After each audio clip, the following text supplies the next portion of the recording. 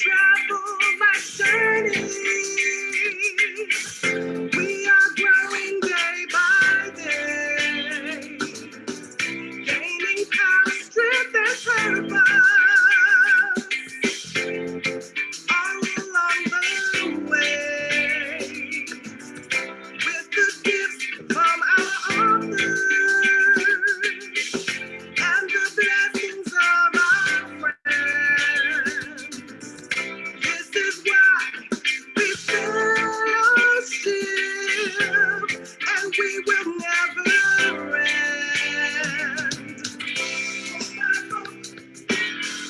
Sister, sister, book by book, we are so wonderful.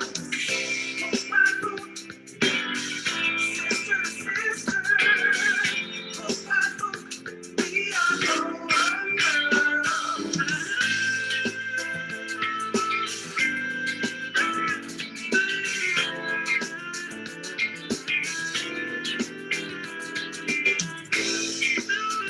Book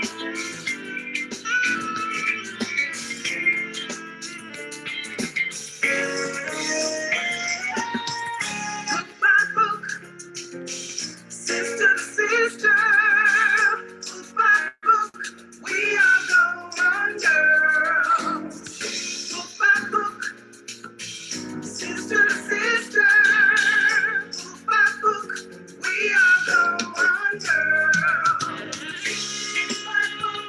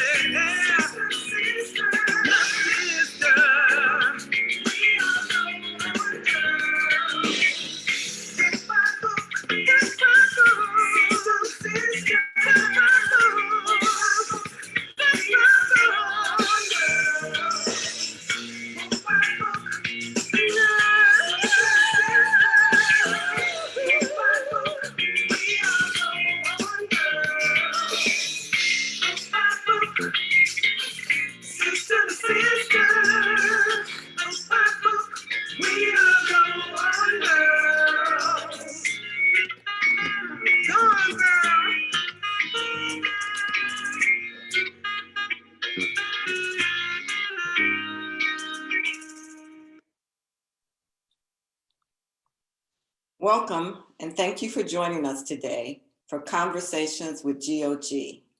I am Linda Johnson, co-founder and president of Go On Girl Book Club. 2021 marks our 30th year as an organization of members that read and support authors from the African diaspora. This series of conversations with authors, as well as with people in the book publishing industry, from editors to Black booksellers, has been developed to connect us with the art of writing and the inner workings of book publishing.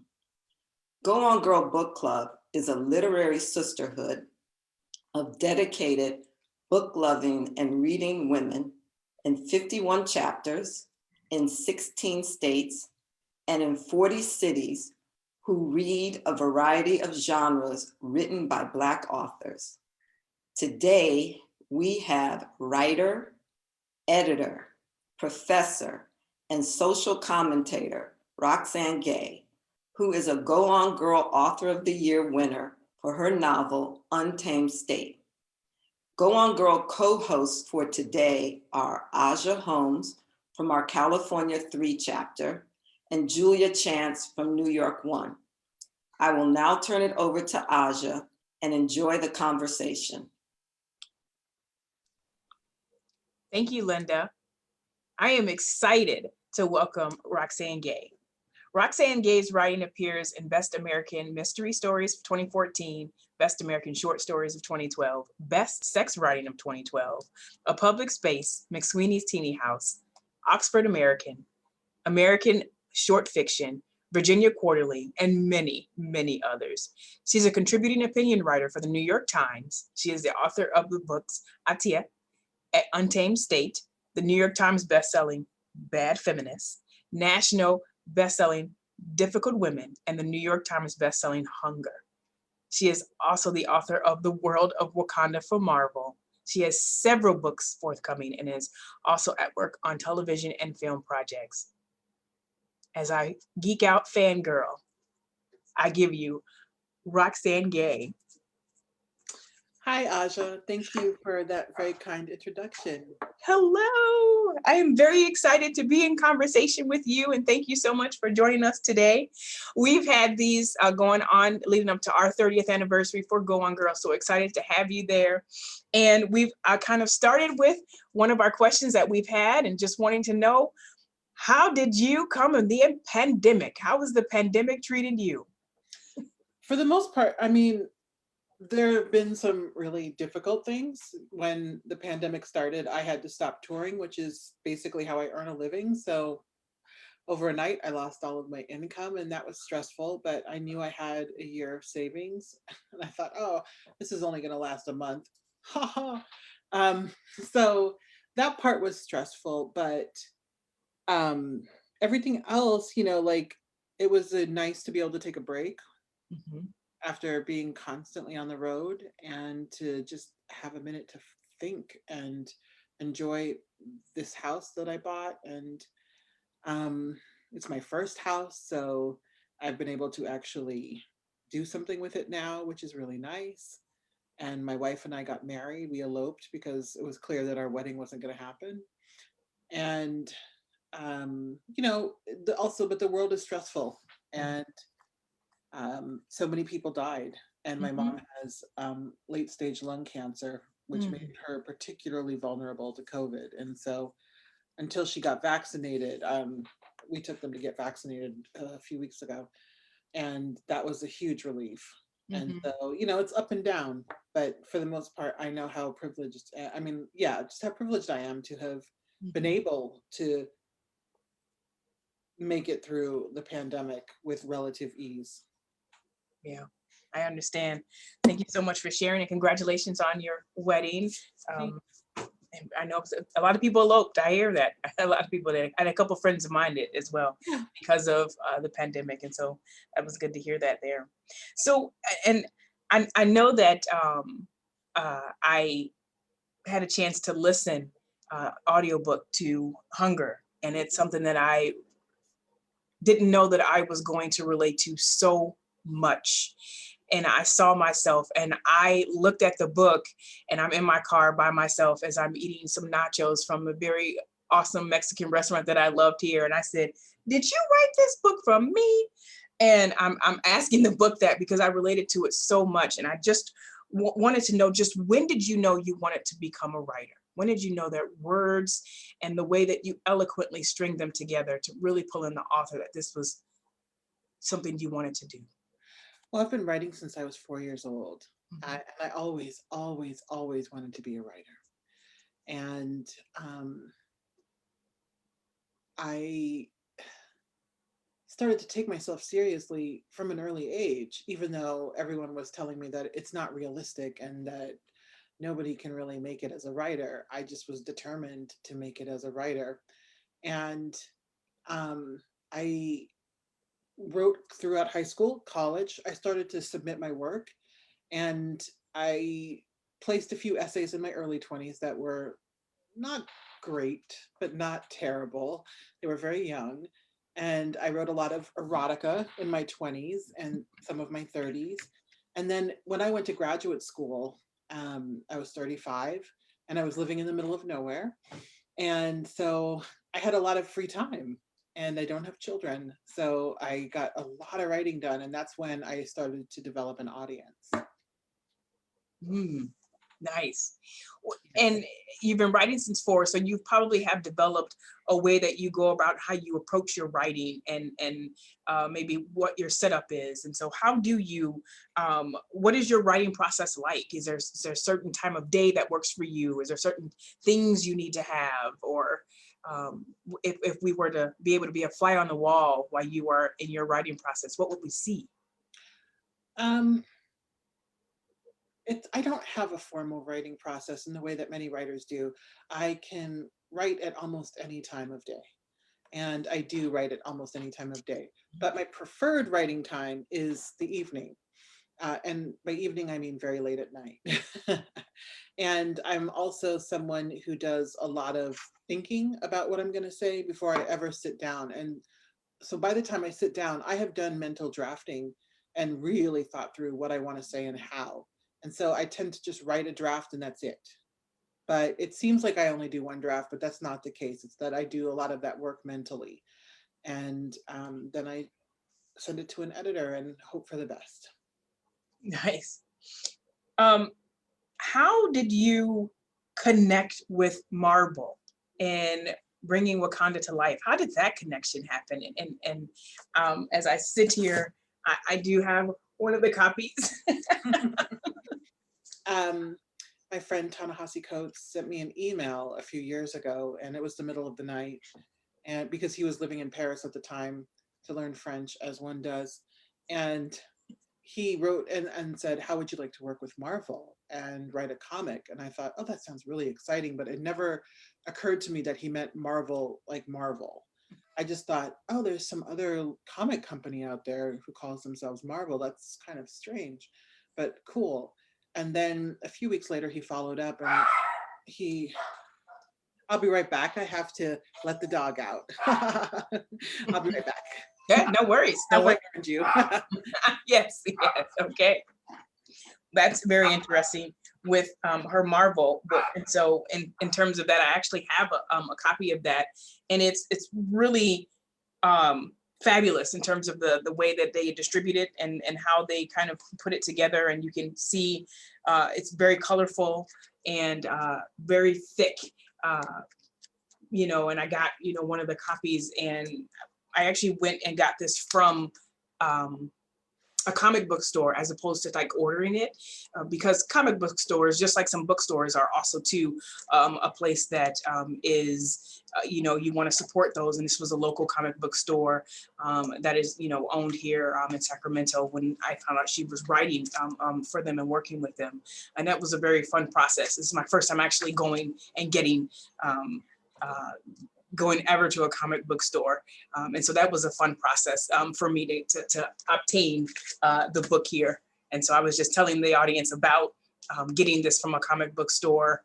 And that environment is very different, was very new for me to actually go to a comic book store, and that they are there. And somehow they've also been able to manage through this pandemic as well. Absolutely. Yes. That's awesome. That's great. And so we know that you are a winner for Go On Girl. And so we are very excited about that. And what was your reaction to winning the award for Go On Girl for Untamed State? Oh, I was incredibly flattered because, you know, I've been on the inside of awards committees before for, well, I'm not name dropping, but for like the Pulitzer or the National Book Award. It's And okay. I see how the sausage is made and how arbitrary the process is. But when actual readers in a book club decide that your book is worthy of their attention and their recognition, it means a lot, because these are people who have actually read the book and engaged with it. And that means it's just incredible. I was really surprised. And then when I got the plate, it's so beautiful. It meant a lot. That's good. Yeah. I know that our members really love that book. And I remember listening to the book in an audiobook. And I remember being in my car, just, you know, because that's where I listen to all my audiobooks if I'm driving to and fro.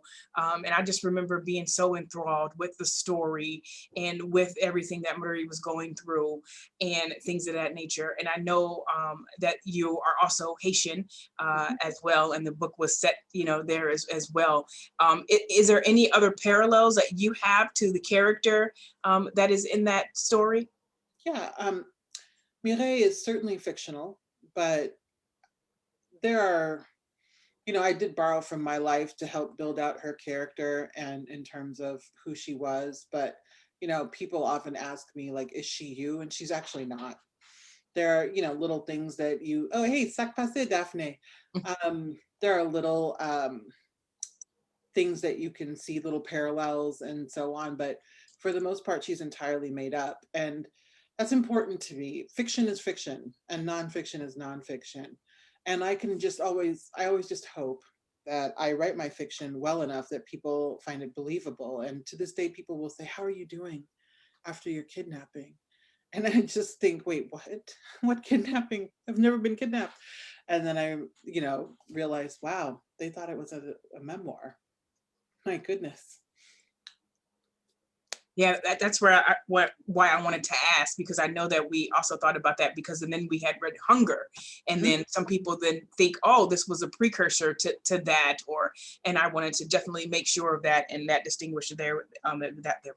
We have we as a society are having some racial unrest, and I just read your post about the Asian shootings that happened in Atlanta, and appreciate that, and just wondering, what are your thoughts on the Black Lives Matter movement and kind of this unrest that we're having here in the US, in the world, really? I think that the Black Lives Matter as a movement is incredibly important. And it's ridiculous in many ways that it has to be said, but it has to be said. And we have finally real attention being paid to the issues of Black lives and that we face. And it's just so important. I always wonder sort of what happens next once we bring attention. And I think that as a movement, Black Lives Matter is still trying to figure that out. Like, do we do legislation? Do we do cultural education? I'm sure it's going to be a combination of all of the above to really eradicate police brutality once and for all. But the reality is we're never going to solve racism on our own, because we are not actually the problem. White people need to go and solve racism for themselves, and then they can come back and have a conversation with us and make some reparations. But on the whole, I'm very encouraged by what Black Lives Matter is doing. As an organization, they're a mess right now, and that's too bad.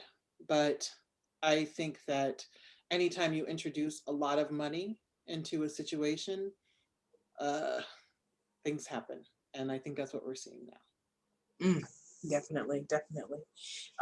And so I think we've heard this before, and when it comes to looking at those who are, in some of the criminal situations, the shooter was referred to as someone just having a bad day. Yeah. A white man having a bad day. And a lot of people on social media have been talking about, how is he still alive compared to some of the other things that have happened as well.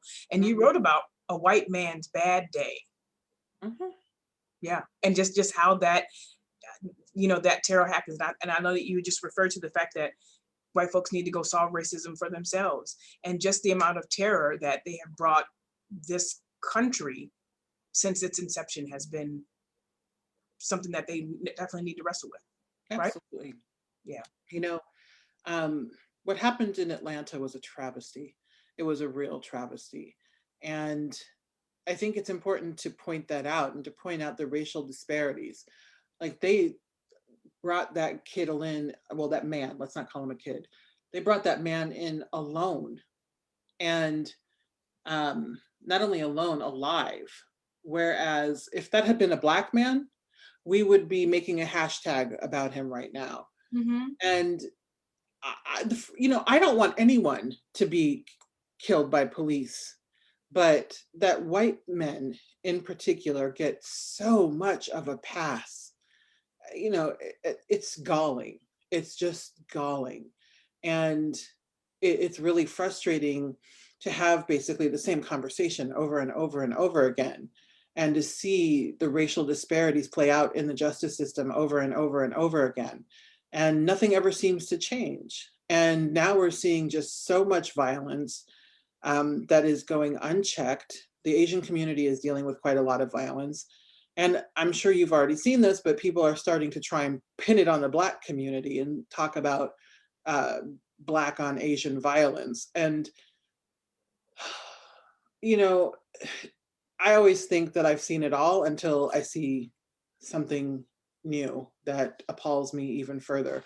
And so I have been just trying to wrap my mind around the discourse and how quickly it has gone from the appropriate amount of disbelief and disgust toward this terrorist to maybe it wasn't misogyny, maybe it wasn't racism, and maybe he, was just frustrated. Like, listen, if he can't deal with his sexual frustration, that's a he problem, not a we problem.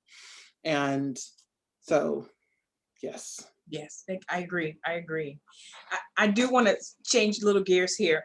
I work on a college campus and I work in student affairs, the student affairs side of it. And I know that you've been able to teach as being a professor on a college campus. Yes. And I, was trying my best to figure out how do I make it there to get one of your classes, but the lining didn't time up right. What are some things that you really want to, when you teach, you prepare for teaching, and what do you want to depart on the students who are taking your courses? Good question. I want my students to know that they are capable of greatness and that I am going to hold them to a high standard. And those two things are not incompatible.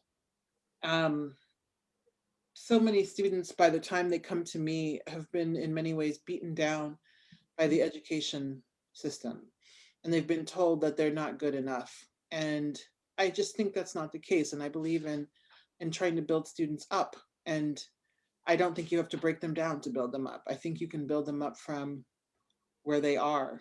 And I also encourage my students as often as I can to take risks, because that's where some of the most exciting writing is going to happen. And so far, it has been really pleasant to see that students, especially my undergraduates, they love to take risks. Mm-hmm. Now, I know you've taught several different courses, but is there a course that you would want to design and teach that's nothing you've taught before, but it's just, you get the sky's the limit, in terms of, is there a special course that you would want to create and curate to be able to teach?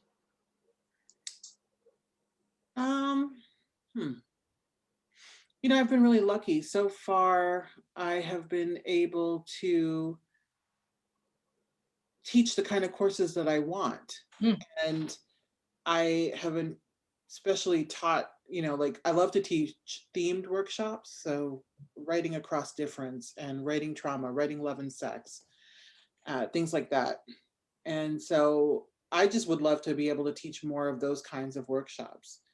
I would love to teach a course on writing relationships and what that can look like and how to do that well. I would love to teach a class on writing comics, because I've written 3 comic series now, and I'm working on a 4th. And so things like that. Mm-hmm. So the movie that you did, a documentary, Reimagining Barbie. Oh yeah. That was just some fabulous stuff. I mean, just fabulous. And as someone who owned the dream house and who had Barbie and had Ken, but had Ken as an employee of Barbie, not necessarily a partner to Barbie or a lover of Barbie. Why that piece of work? Why was that needed? Oh, well, they asked me to do it. So it's not something that, like I always had a yen to do. But when they asked me to do it, I actually thought about, what do I think about Barbie? And I remembered that my mom didn't allow me to play with Barbie dolls growing up because she thought that they sent the wrong image for girls. Mm-hmm. And she was absolutely right. And so I had thoughts and I got to share them with the documentary, and it was a lot of fun. And with that documentary in particular, they always, when you're asked to do these kinds of things, they don't pay you. And that actually drives me crazy, because they say you're not going to be impartial. And I think that's nonsense, because the director gets paid, the cameramen get paid, the editors get paid. And so I actually told them, I don't do this kind of work for free. My expertise is valuable and this is labor. And frankly, I'm not getting anything out of this. This is a job. And they didn't believe me. And they were like, well, we're going to look around. And I said, feel free. And they came back to me and they paid me for my time. And that was, I liked that they recognized that I have something to bring and that they pay everyone else involved in the project. So yes, you should pay your experts as well. And you're not going to get rich off it, but it's the principle of the thing. And it ended up they made a really lovely movie, I have to say. They're incredibly talented filmmakers with real access to Mattel. And that went a long way in terms of being able to talk to people who are well versed in the history of Barbie. Like, the reason that Barbie has the proportions that she does is not only for her female figure, but it's so that they can put clothes on her. So that's why she has the rack, so that the shirts will stay on the doll. And it was just so interesting to learn little details like that, because I would have never, ever guessed that that's the reason, but that's actually the reason. Interesting. I don't think I would have guessed either. So now you are teaching a master class. And so we can connect with you there on your master class. How is that going? Masterclass was a lot of fun. It was one of the best professional experiences that I've had. They treat their talent incredibly well. They flew my wife and I to Iceland during the pandemic, and they flew us there on a private jet so that we didn't have to be in contact with anyone else. And Iceland was actually closed to visitors, and so we quarantined on a beautiful lake, and then we got to, when we didn't have to work, we got to tour. And the producer I worked with, Diane, a Black woman, she really, and the director as well, Jasmeet, also a woman of color, they just really, even before we got to Iceland, helped me shape the class into something incredible. And a lot of the credit goes to them. Masterclass's entire team works incredibly hard to make these classes successful.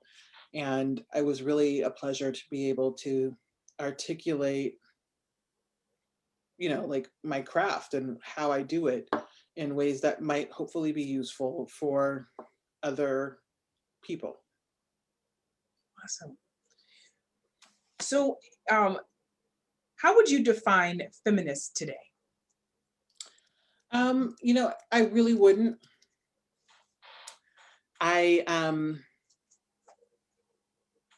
just wouldn't, and I'll tell you why. It's 2021, and I think that people should have a handle on defining feminism at this point for themselves. That said, these days, I'm thinking a lot, not only about equality, but equity, and how do we achieve that? And so for me, feminism is looking at all of the different ways that we are women in the world, from whatever subject positions we inhabit. We don't, looking not only at gender, but race, gender expression, sexuality, class, faith, ability, and all of those things. And, we call it intersectionality, which is it's a useful word and it's a useful concept, but a lot of people get intimidated by the word and don't bother to engage with what it is. So I try to, talk about feminism in the context of that, we are all women, but we are not the same. And I think that's incredibly important. And I think that any definition of feminism from this point moving forward has to account for that. Definitely. I appreciate that. Because I think its different definition might be different for everybody. And if we try to box folks in, that's not going to be a place where we can do that. I appreciate that. So in terms of books that are forthcoming, what do we have to look forward to?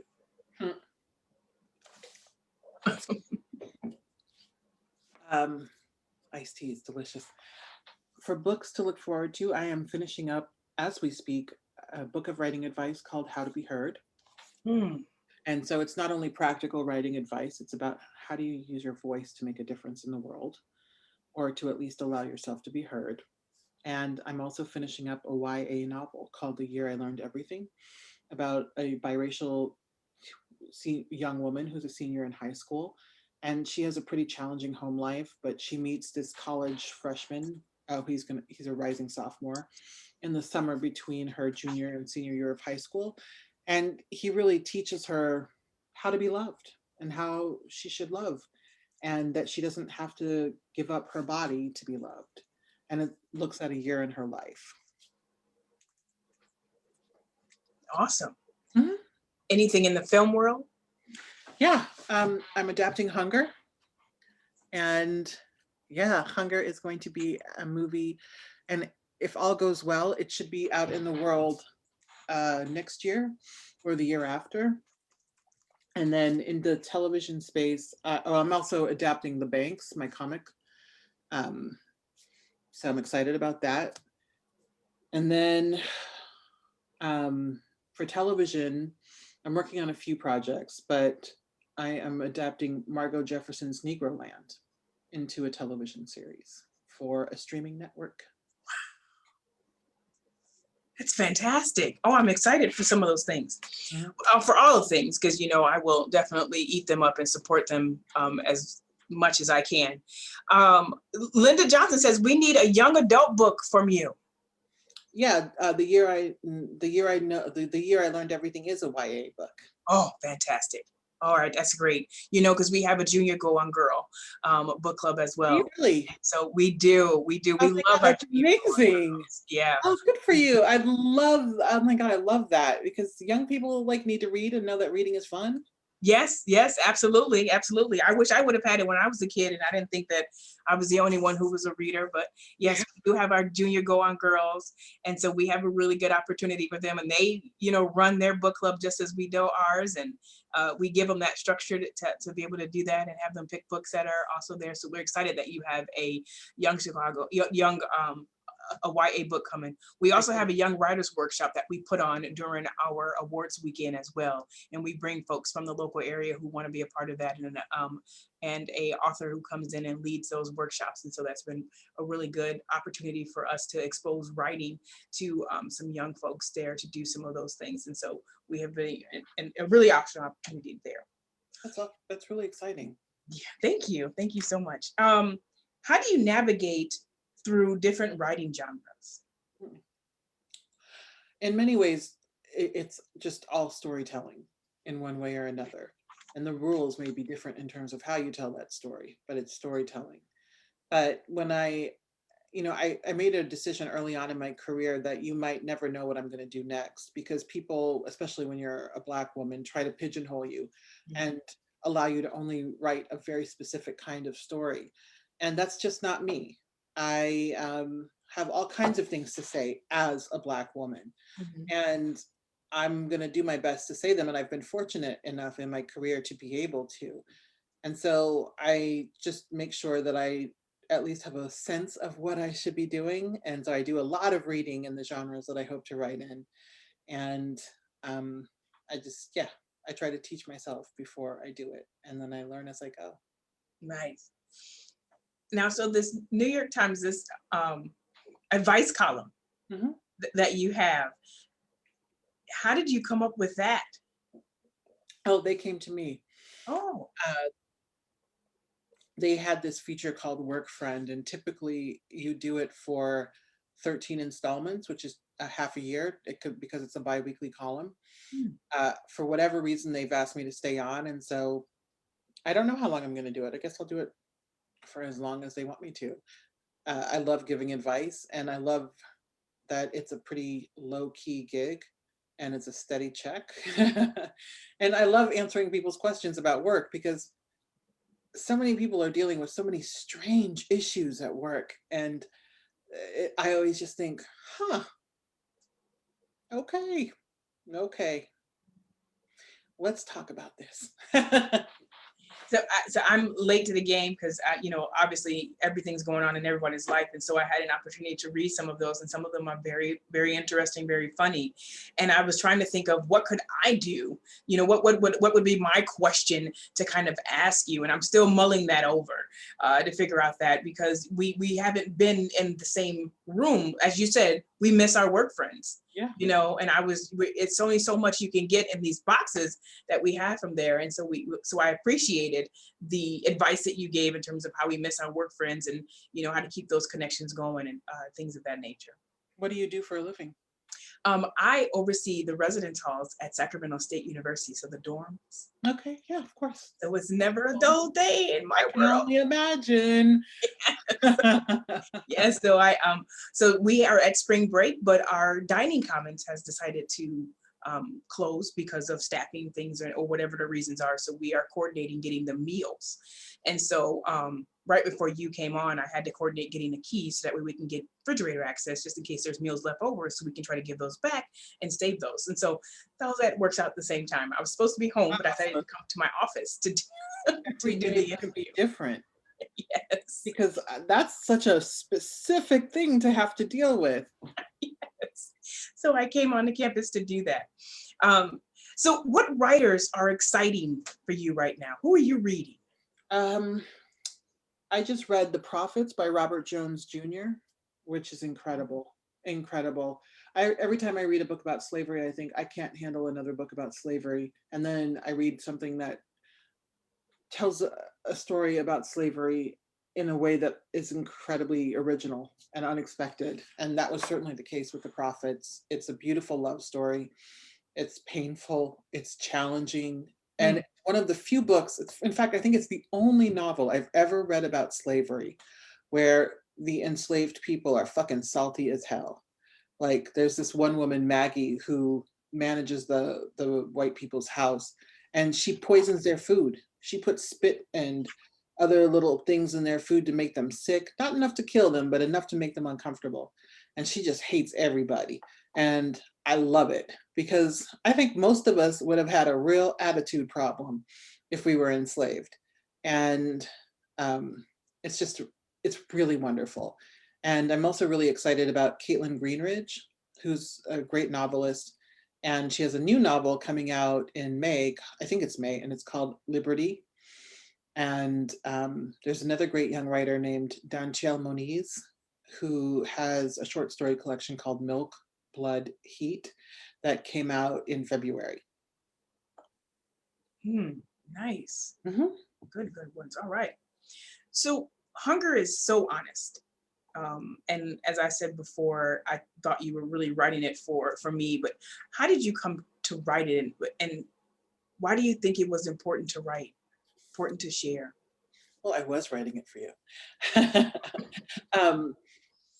When I sold it actually before Bad Feminist even came out. I had written Bad Feminist, sent it to the publisher. They were incredibly happy with it. And my agent and I were talking, and she said, let's, I said, let me submit another project in case Bad Feminist flops. We can at least have another project on the books and they can't back out. And as I was thinking about what I wanted to do, I just thought, well, the thing I want to do least is to write about fatness. That just held no appeal to me. And because it was terrifying. Mm-hmm. That's when I knew that's the book I'm going to have to write. And so I did. And it was challenging, but I'm really glad I did it. Mm-hmm.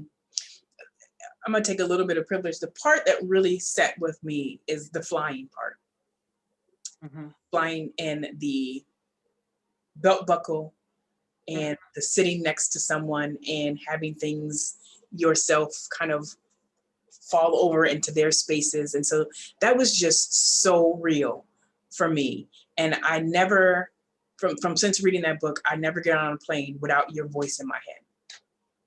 Like, you're traveling with me, and I am navigating what that's like to then sit on a plane and sit there and try to get a window seat so that way I'm not too much onto other folks. Yeah. And your voice, it's in there because I listened to the audiobook. So your voice is in my head about that when I fly.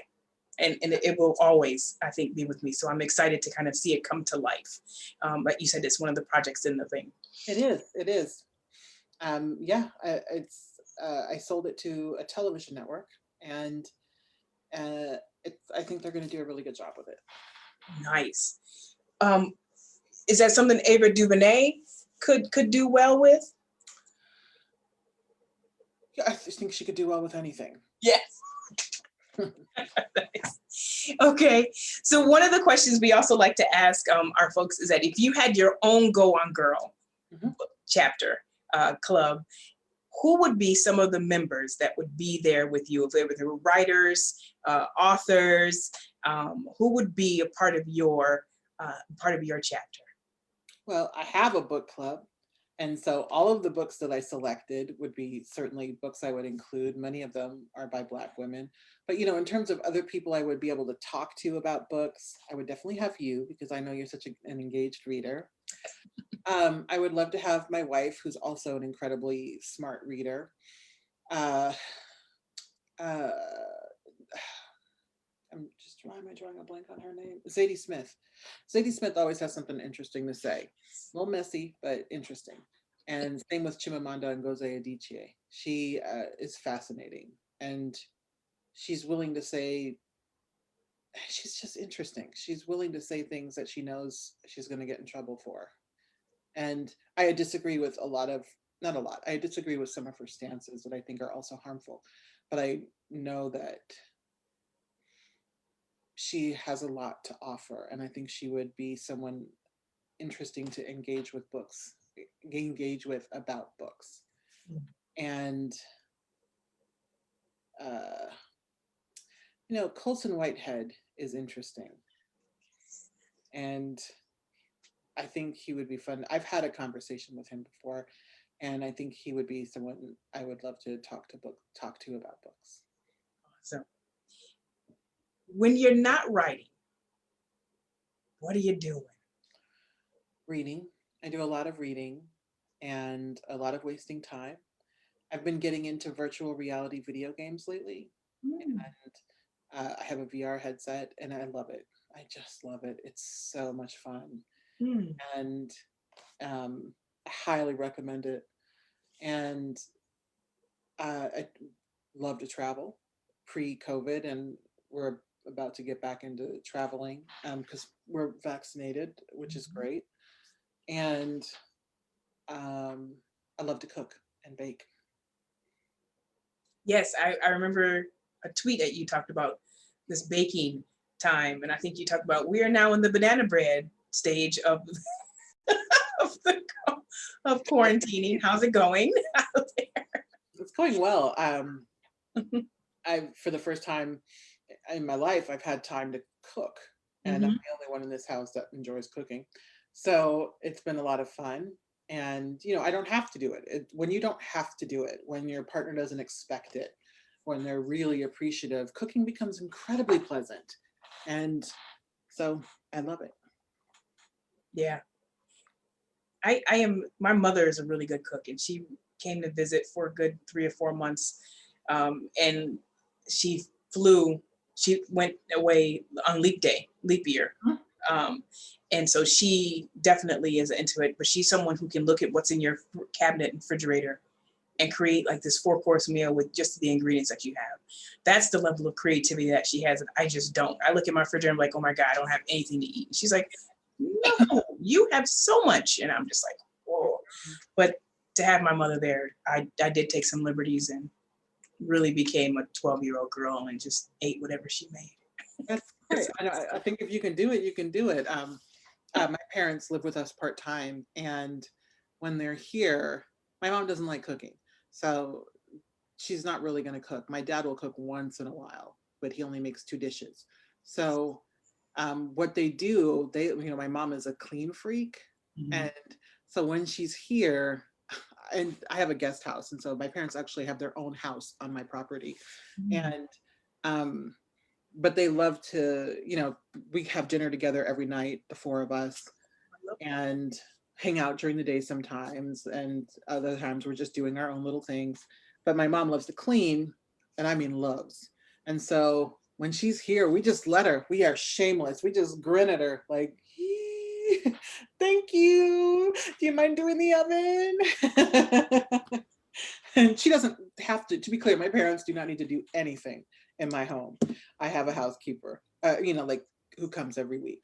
But it's still hilarious to me that she wants to do it. And so that I understand the 12-year-old girl thing, because it's so pleasant to just like be like, if this is your ministry and you feel called to the Lord to do it, I am not going to block my own blessings. By all means, please. It rained and I had come from work, and I had waiting for me a blanket and some hot chocolate with a mound of whipped cream. And I had to take a picture and put it on the Facebook, and people said, "You are just so spoiled." And I said, "Yep." And I'm loving every single bit of it. No, it's funny. My mom says you can't spoil a child because children need a lot of love, especially Black children. Mm-hmm. And she said that my whole life. When people say, oh, so and so, like I don't think we were spoiled, but we were well loved. Mm-hmm. And anytime someone says that they're being spoiled, I just think, no, that's actually what you deserve. I mean, when someone's spoiled, like when you see some like 4-year-old driving a fucking Lamborghini, that's a problem. But when your mom loves you enough to have you have like some cocoa and a blanket waiting, that's just love. Yes, it is. It is. And I love that you are also from the Midwest. I'm from Chicago, Illinois, and I did my graduate work at Iowa State University for my doctorate, and you are from Nebraska. I am. Yes. So I got to drive there a couple of times just to kind of visit, because that's near there. That's the next state over. And so that is something that I just love, the fact that, the Midwest roots are different. We know that. We are a waver. We are a talker. We're that Midwest nice. How you doing? How's your parents doing? How's your family doing? We don't know any of those people. We want to know if they're doing all right. We just want to know that they're doing all right. I thank you so much for this time. We're going to turn it over to Julia Chance, who is going to give you some of our questions that came up in our chat and also our Facebook, because this is also live on our Facebook. And so we know we have some questions coming over there, and we want to give Julia Chance will come on and also do that. I am in awe. I am blessed. I am in honor for being in this time with you. And I thank Go On Girl for allowing me to be in conversation with you. Oh, thank you, Aja. I appreciate just truly great questions. Thank you. All right, Julia.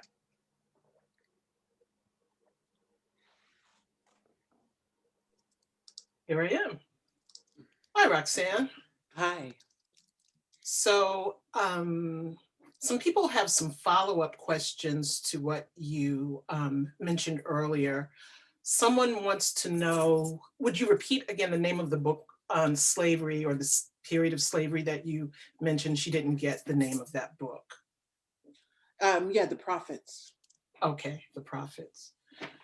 Someone asked, Roxane, when did you find feminism? I found feminism in my 20s, and I really embraced it in my 30s.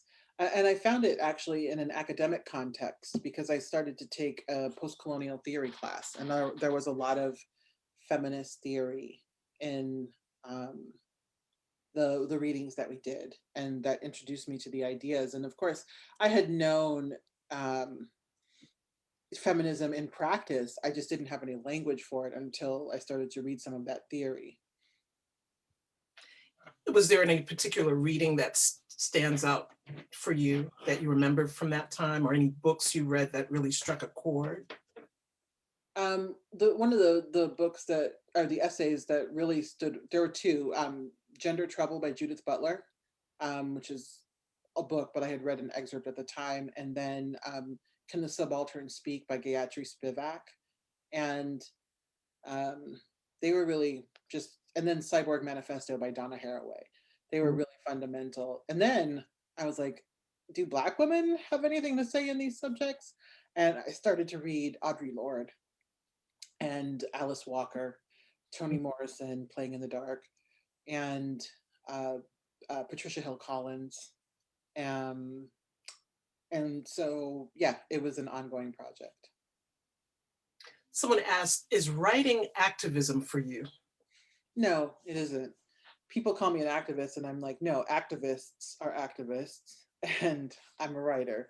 And, I certainly think I have activist leanings and I care about activism, but I do think there's a difference between writing, which can bring attention to important issues, and like putting yourself on the line by attending a march, volunteering in your community, uh, working to get new legislation to combat a lot of the social issues that we're dealing with and the like. One of our audience members asked if you care to elaborate on your opinion or what you said was harmful about some of Chimamanda Adichie. Oh, yeah. Yeah, I was only referring, she has made some, I don't know what the word is that I'm looking for, but she has made some comments, thank you, about transgender people that I think need reevaluation and that I think can be incredibly harmful to the trans community. And I don't think that these were things that she said out of cruelty or anything, but she also never like walked back her comments, which is rare. Most of the time when people are called out, they walk back their comments. And, she stood up for what she said. And it's just like, wow, that's incredibly interesting. Mm-hmm. But I respect her. I think she's a wonderful writer. And, let's like, we're not all going to think the same things. And I don't think that's actually the goal. Sure. Someone else wants to know they want you to follow up on your comment about Black Lives Matter. Which part? I think you said that you think you believe in the organization, but things are kind of different now because of money. Yeah, no, it's not really a secret. I think we're going to start to see more stories about it, but the organization's a mess right now. A lot of the mothers of young men who have been slain, or young people at this point who have been slain by police brutality, they haven't seen a dime. And meanwhile, they've received, I think, $40 to $60 million. So a lot of people are asking, where's the money? And Tamir Rice's mother, recently Sean King, who's a charlatan, wrote this really condescending and really quite cruel response to her because she had been incredibly critical of him and Black Lives Matter. And instead of like just saying nothing, he had to say something. And so I just think it's a mess. Mm-hmm. In Untamed State, an upper-class woman, Haitian woman, is kidnapped. Is that a common crime there? And if so, did you want to throw light on that? Did you want to highlight that? I think common is relative, but it happens quite a lot, especially now. In the past 6 months, kidnapping has gone up 200% because there's a lot of unrest in Haiti right now. There's a president and there's no parliament. And there normally is a parliament, but for complicated reasons, there's no parliament right now. So the president is actually not ruling by consensus or democracy. He's ruling by decree. And he thinks that he has another year in office when this is actually supposed to be, he should actually be out of office now.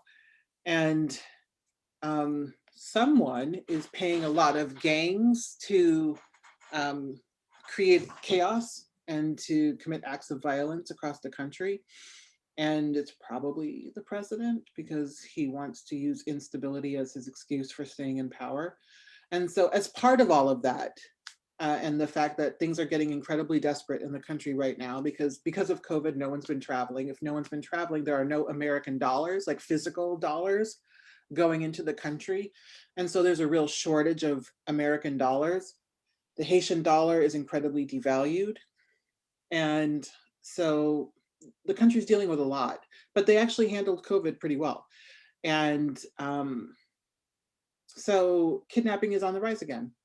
It comes and goes. The more financial instability there is in the country, the more that people are kidnapped. The way you just described Haiti is the way a lot of Americans perceive Haiti. Chaotic, things not, government not running smoothly, coups, violence. As someone whose parents are Haitian, how was Haiti described to you as a child? How did your parents talk to you about their home country? Well, I went to Haiti as a child every summer, so it wasn't a mystery. Haiti was incredible. And it still is an incredible country. Um, the United States had a coup recently, so I don't think that there's any need to look down on Haiti. Um, the West sees, not the West, but the United States in particular, but most of the world sees Haiti in a really narrow way, and they think that the sort of unrest is the only thing that defines Haiti. And growing up, my parents told me that my ancestors were free, and that is a huge gift to a child, to a Black child in particular, to know that. And so no matter what else went on, I always had this strong sense of pride about who I am and where I come from. And I still do. I think Haiti's incredible. And I think it's a powerful country. I think it's a country full of really great people. And I also think it's a country that has been punished for the last 300 years for freedom. Exactly. Roxane, your writing is so eloquent and you're so frank and so precise, about racism, sexism. You're such a straight shooter. You don't bite your tongue, but it's so eloquent. It's not like I was reading your recent essay about the Atlanta shooting, and my blood was boiling just reading about that. But you express yourself. I mean, I can feel I don't want to say I can feel your rage, but you talk about what is rage inducing, and you're just very precise in how you describe things and describe the scenario. Have you always been a straight shooter, or is that something you've developed as a writer? That I think I've always been honest and open, but it's with age and maturity that I've been able to be direct in the moment and not like sort of in a roundabout way. It's maturity. And even though I'm not particularly self-confident, I think I have enough confidence to say what I mean. And being a straight shooter like that, you also have a lot of detractors. I heard you in an interview with Terry Gross talking about a lot of the hate mail you get. How do you deal with that? Or do you even read it?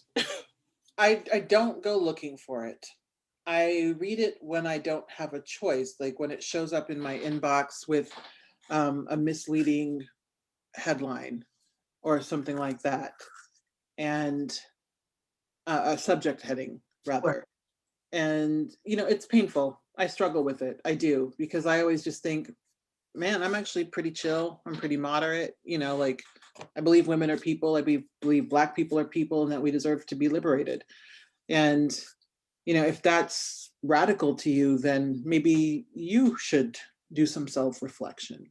Mm-hmm. And so the kinds of hate mail I get are, and like people really, when they hate me, they really hate me, and they are really cruel. And you cannot develop a skin thick enough to deal with the kinds of criticism that Black women get online. And so it's challenging. It is. Fortunately, my partner is not very online. And so she always gives me the necessary perspective, like that, forget that troll. And it's not that I can forget them, but the perspective helps. Would you like to see An Untamed State become a film? It is a film. I sold it to Fox Searchlight a few years ago, and co-wrote with Gina Prince Bythewood. I think we wrote a really great movie. And then Disney bought Fox, and the studio decided not to move forward with the project because it's a pretty dark movie, and Disney is not a dark company, even though I mean, they make dark stuff all the time, but we're trying to figure out where to take it next. So hopefully it will someday become a movie or a limited series. I hope so. You said you've been writing since you were 4 years old, but when did you know you were, I know you knew you were a writer, but when did you know you were a writer? When did you know When I that? was 4, I've always known. No, Writer with a capital W. probably last year when I was able to quit my day job. Ah, that confirmed it for you. Yeah. And if you weren't writing, what would you be doing? Writing. I would probably either be teaching, as I do. I mean, I'm probably going to get back into teaching at some point, and or I wanted to be growing up an emergency room physician, and so I would probably be a medical doctor. Really? What are your must-haves when you're writing? You say you like to write, usually you say in the evening, but usually late at night. What do you need to have around you, with you? And it could be a writing tool, or it could be a good luck charm. Yeah, I don't have a lot of I don't really have talismans or anything like that. And because of the nature of my life, pre-COVID at least, I just can't be precious about what I need to write. I need my laptop because I'm not going to write by hand. It is not going to be my handwriting's terrible and it starts to hurt after like 3 sentences. So I just need my laptop. What is one of the first things you're going to do besides travel when the pandemic is over and we Good can move? Lord. I'm going to go to a Broadway show. We used to go to at least 2 a month. And because we also live in New York, we go back and forth. And a restaurant. It's the little things that I miss, like hanging out with my friends. We have socialized with friends throughout COVID. We have space here outside. We have we have a small backyard with like 10 feet of space, and so we social distance in our little backyard. And that, it's been fun to at least have that, but to sit in the house with some wine and watch a movie with our friends. What's the best writing advice you've received? And if you want to say from whom, you can.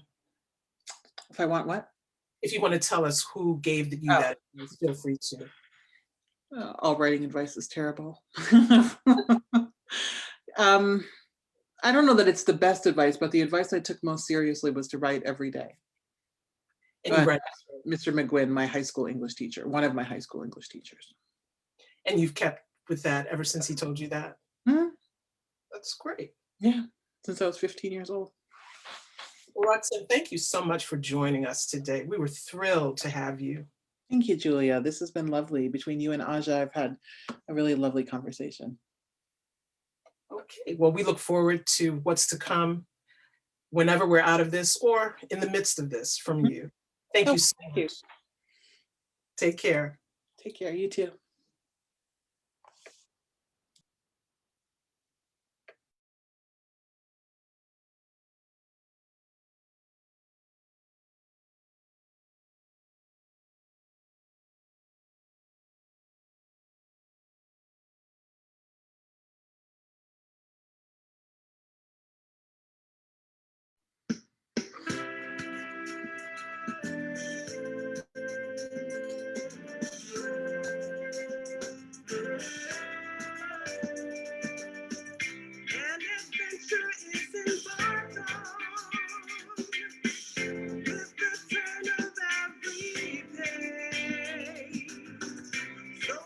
To read.